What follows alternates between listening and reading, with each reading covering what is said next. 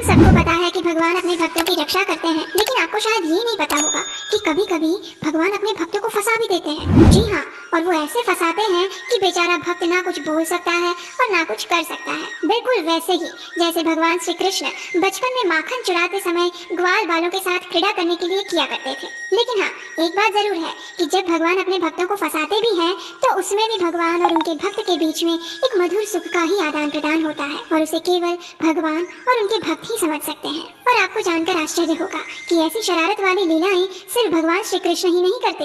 ऐसे कार्यों में हमारे जगत के नाथ भगवान जगन्नाथ जी भी जरा भी पीछे नहीं है। क्या आप उनकी ऐसी कोई लीला जानते हैं? नहीं ना? चलिए आज हम आपको भगवान जगन्नाथ जी की एक ऐसी ही मीठे रस से भरी लीला का आस्वादन कराते हैं, जिसे सुनकर आपका हृदय भी भक्ति रस से भर जाएगा। ये कथा एक ऐसे भक्त की है जो रहते तो है जगन्नाथपुरी धाम में, लेकिन भगवान जगन्नाथ के साथ उनका आदान प्रदान एक मित्र के रूप में है, जिनके साथ कई बार भगवान जगन्नाथ एक बालक के रूप में खेलने भी आते हैं और कभी कभी उनकी सेवा करने के लिए भी आते हैं। जी हाँ, हम बात कर रहे हैं भगवान जगन्नाथ के परम भक्त रघुदास की। रघुदास अत्यंत सरल और बालक के समान स्वभाव वाले भक्त थे। वे पुरी में सिंह द्वार के पास रहते थे। उनकी भक्ति और जगन्नाथ जी के साथ उनके साक्ष्य भाव के आदान प्रदान के विषय में सभी लोग जानते थे। सभी लोग उन्हें आदर और सम्मान देते थे, लेकिन रघुदास को इनसे कोई फर्क नहीं पड़ता। उनके लिए तो उनकी दुनिया बस उनके जगन्नाथ जी तक ही सीमित थी। अब आप तो जानते ही हैं कि जय गौर से ही कृष्ण से ही जगन्नाथ। अब जब तीनों एक ही हैं, तो तीनों की प्रवृत्तियां भी तो एक जैसी ही होगी ना। तो बस एक दिन ऐसा ही हुआ। एक बार रात के समय जगन्नाथ जी रघुदास के पास आते हैं और कहते हैं, रघु चलो आज हम राजा के बगीचे से कटहल चुराते हैं और फिर हम दोनों उसका आस्वादन करेंगे। जगन्नाथ जी की बात सुनकर रघु ने कहा, लेकिन आपको कटहल चुराना क्यों है? अगर आपको कटहल खाना है तो मैं आपके लिए एक बहुत ही अच्छा कटहल का फल ले आता हूँ। लेकिन ये बात सुनकर जगन्नाथ जी ने कहा, अरे नहीं, इस प्रकार तो प्रतिदिन मुझे सारी चीजें मिलती रहती है। मुझे किसी और चीज की कोई आवश्यकता नहीं। वास्तव में मेरे पास सब कुछ है। मैया यशोदा मुझे इतने प्रेम से इतना सारा माखन खिलाती है, लेकिन फिर भी मैं दूसरों के घर में माखन चुराने जाता हूँ। पता है क्यों? क्योंकि चुरा के खाने में जो आनंद आता है ना, आहा, ऐसा आनंद आसानी से मिलने वाली चीजों में नहीं मिलता। और इसीलिए मैं चाहता हूँ कि आज मैं तुम्हें भी इस आनंद की अनुभूति करवाऊँ।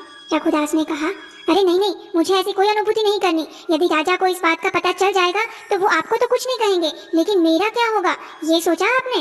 इस प्रकार रघुदास के मना करने के बाद भी जगन्नाथ जी बार बार उसे कटहल चुराने के लिए कहते रहे। आखिरकार अब बेचारे रघुदास क्या करते, उन्हें थक हार के भगवान जगन्नाथ की बात माननी पड़ी।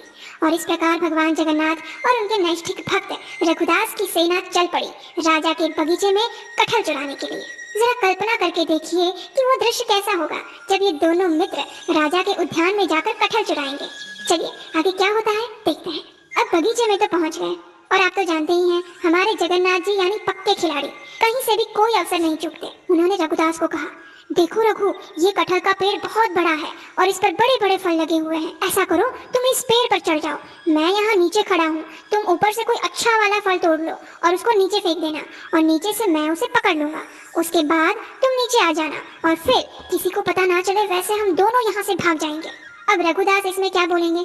जगन्नाथ जी की रणनीति को शिरोधार्य करके वे तो चढ़ गए कटहल के पेड़ पर। वहाँ से एक अच्छा सा बड़ा सा कटहल का फल तोड़ लिया और नीचे आवाज लगाई, जगन्नाथ क्या आप तैयार हो?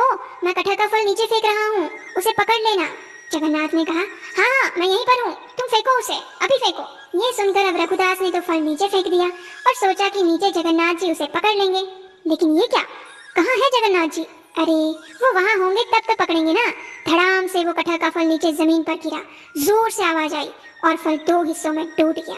जब राजा के सिपाहियों ने ये आवाज सुनी तो उन्हें पता चल गया कि जरूर कोई कटहल का फल चुराने के लिए बगीचे में घुसा है। वे सब दौड़ते दौड़ते वहाँ आ गए और अब यहाँ का दृश्य देखा तो उन्हें विश्वास ही नहीं हो रहा था। उन्होंने क्या देखा कि बड़ा सा कटहल का फल जमीन पे गिरा हुआ है और उस पेड़ पर रघुदास बैठे हुए हैं।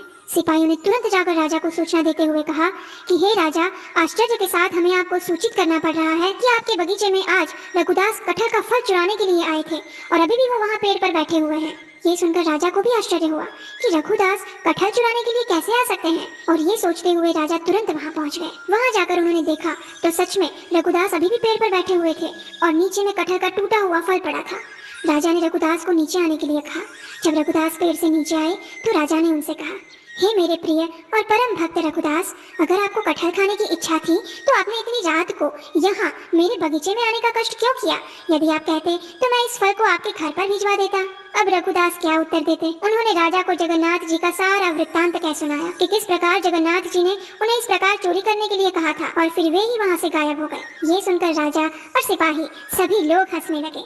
सभी लोगों ने रघुदास के साथ भगवान जगन्नाथ की इस मधुर लीला का आनंद लिया और अनेक दिनों तक भगवान की चोरी की इस कथा की चर्चा पूरे नगर में होती रही। एक बार जब रथ यात्रा के समय सारी तैयारियां हो गई थी, भगवान जगन्नाथ जी, बलदेव जी और सुभद्रा मैया अपने अपने रथों पर सवार हो चुके थे। राजा ने भगवान जगन्नाथ के रथ के सामने झाड़ू मारने की पहिंद विधि भी कर ली थी। चारों ओर शंख, मृदंग, करताल बज रहे थे और जैसे जगन्नाथ जी का रथ खींचने लगे तो वो रथ हिला ही नहीं। अनेक बलशाली लोगों को लगाया गया और यहाँ तक कि रथ को खींचने के लिए अनेक हाथी को भी बुलाया गया, लेकिन जगन्नाथ जी का रथ 1 इंच भी नहीं हिला। अंत में राजा ने रघुदास को बुलाया। रघुदास ने रथ पर जाकर भगवान जगन्नाथ जी के कानों में जाकर कुछ कहा और उसके बाद तुरंत रथ चल पड़ा। रघुदास भगवान जगन्नाथ जी के अत्यंत प्रिय भक्त थे, जिनके पास भगवान अनेक बार अपने प्रेम का प्रत्यक्ष आदान प्रदान करने आते रहते थे। ऐसे भक्तों की कथा का श्रवण भी हमें भक्ति मार्ग में अग्रसर करता है। इसलिए भगवान और उनके भक्तों की ऐसी ही रस में डूबी हुई कथाओं का आस्वादन करने हेतु इस चैनल को सब्सक्राइब कीजिए, जिससे कि भगवान की कथाओं की ये अमृत धारा निरंतर आपको मिलती रहे।